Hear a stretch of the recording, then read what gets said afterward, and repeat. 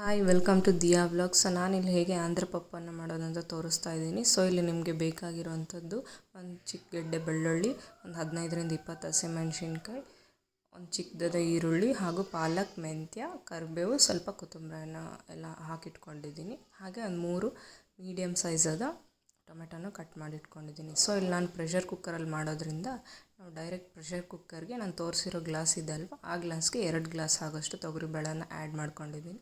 ಮಾಡಿಕೊಂಡು ಅದನ್ನು ಚೆನ್ನಾಗಿ ತೊಳ್ಕೊಂಡು ಇದಕ್ಕೆ ನಾವು ಸ್ವಲ್ಪ ಅರಿಶಿನ ಹಾಕ್ಕೋಬೇಕು.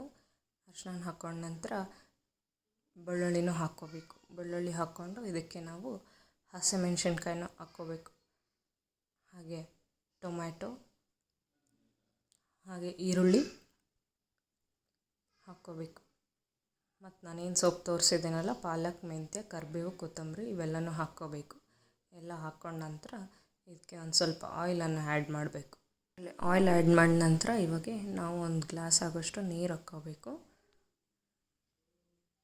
ಹಾಕ್ಕೊಂಡ ನಂತರ ಇದಕ್ಕೆ ನಾವು ಲಿಡ್ಡನ್ನು ಕ್ಲೋಸ್ ಮಾಡಿ ಗ್ಯಾಸ್ ಆನ್ ಮಾಡಬೇಕು. ಆನ್ ಮಾಡಿ ಇದನ್ನು ಒಂದು 3 ಅಥವಾ 4 ವಿಸಿಲ್ ಕೂಗಿಸ್ಕೊಂಡ